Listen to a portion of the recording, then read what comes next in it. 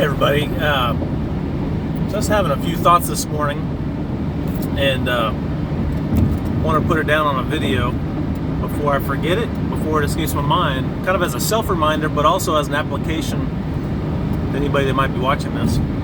You know, I'm about to go do probably the last Army fitness physical test that I will probably ever do before they change to the new test. There's 3 categories: push-ups, sit-ups, and the run.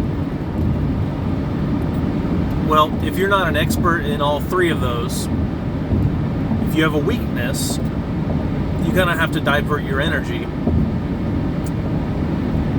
meaning that you don't expend all your energy on your push-ups and then fail your run because you failed the whole test.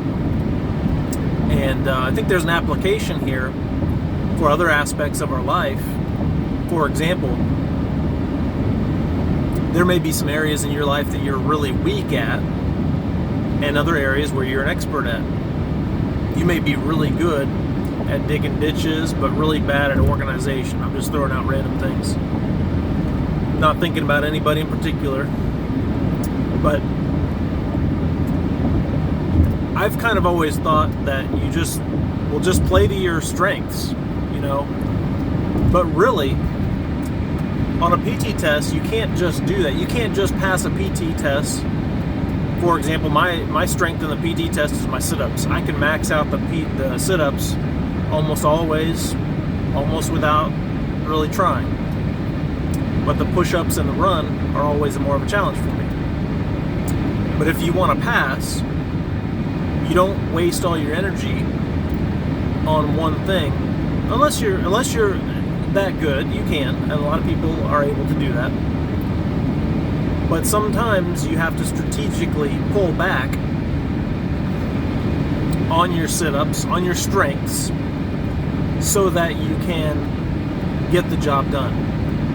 And the job done is not necessarily being an expert where you're an expert all the time. Sometimes getting the job done requires you to do 3 sets of said subjects. So how does that apply to your real life? Well, maybe you're an expert at cooking or organization or writing reports or whatever it is. You know, play to your strengths. And if you can find a job where you are pouring most of your energy into what you're strongest at, great. But sometimes, and probably more often than not, most times, our job or the job, whatever it may be in front of us, before us, isn't necessarily set up or designed just for you. So we've got to pull back on our strengths, hold back what we want to say, hold back what we're good at, so that we can pour more of our energy into those weaknesses, into those things that require more thought, more attention, more energy.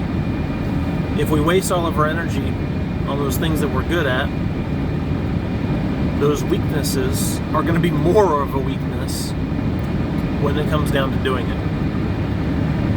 So just a thought for the day, maybe, is that